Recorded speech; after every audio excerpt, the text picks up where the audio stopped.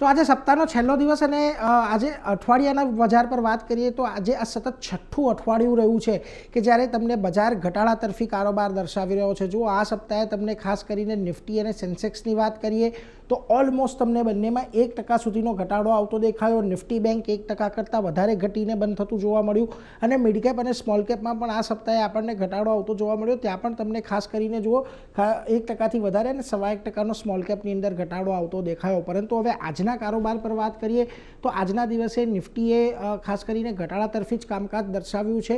પરંતુ મહત્ત્વની વાત એ રહી કે ગઈકાલના જે લો બન્યા હતા 24,344ની આજુબાજુના એ પણ આજે નિફ્ટીએ બ્રેક કર્યા।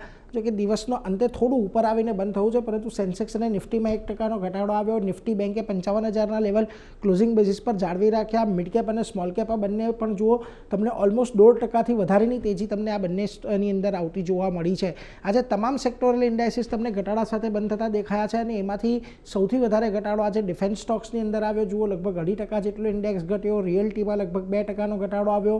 મેટલ અને ઓટો પણ આજે તમને ઓલમોસ્ટ 1.5%થી વધારે અને એટલા જ ઘટીને બંધ થતા દેખાયા।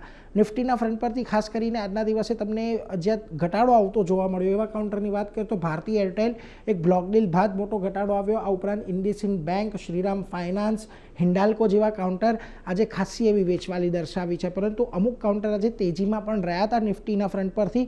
એમાંની ખાસ કરીને વાત કરીએ તો NTPC, Titan, doctor Reddy's, HDFC લાઇફમાં તમને થોડી ઘણી ખરીદદારી આવતી જોવા મળી। મિડકેપના ફ્રન્ટ પરથી આજે તમને જ્યાં સારો એવો ઘટાડો આવતો દેખાયો ખાસ કરીને એમાં જુઓ કલ્યાણ જ્વેલર્સનું કાઉન્ટર હતું, પરિણામ હતા અને પરિણામ બાદ એક મોટો ઘટાડો આવ્યો। બાયોકોનમાં પણ પરિણામની અસર જોવા મળી તો કોફોર્જ અને મઝગાંવ ડોક ઘટીને બંધ થયા। જ્યાં ઘડી આજના દિવસે તેજી તમને આવતી જોવા મળી મિડકેપના ફ્રન્ટ પરથી જૂજ કાઉન્ટર છે પરંતુ જુઓ Bank of Maharashtra, Cummins, Max Financials, HPCL જેવા કાઉન્ટરની અંદર તમને આજના દિવસે તેજી આવતી જોવા મળી।